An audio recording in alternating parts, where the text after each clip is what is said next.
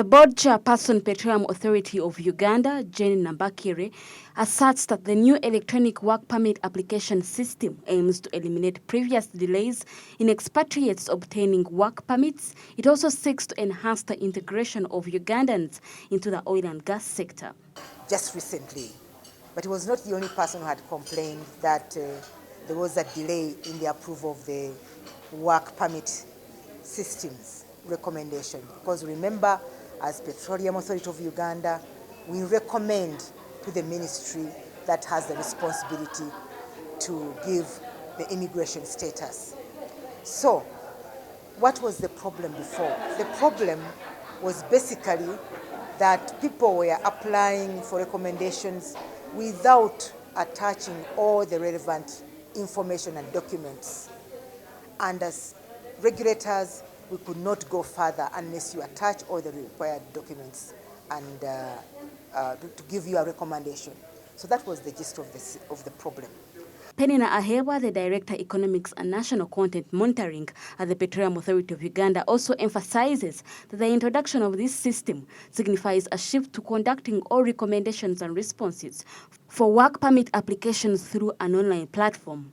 Ahebwa further outlines that the transition from manual work permit system to the electronic one is set to conclude by the end of March 2024, with full integration into the immigration system expected by June of the same year. It internally, and it works. We needed time, a good number of months, to test it very well, to integrate it within our own system as PAU, and that is where the delay was.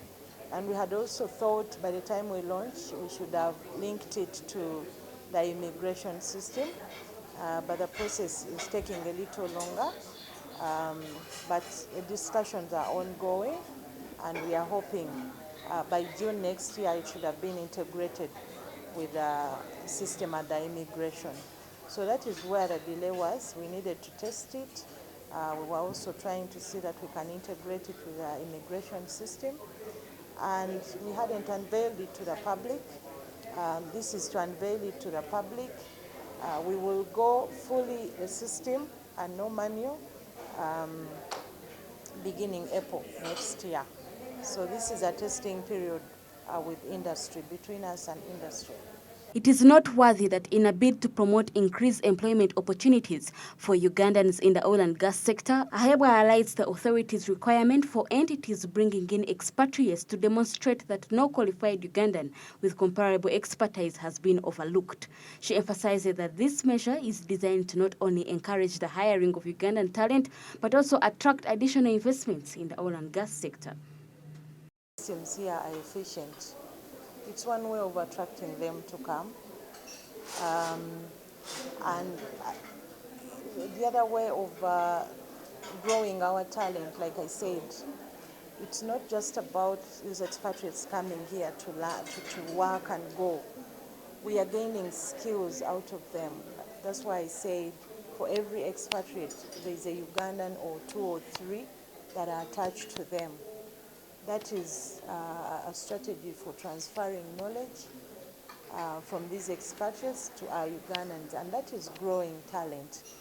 Attracting talent into the industry, like I said, we don't allow any expatriate before you have proved that there is no one.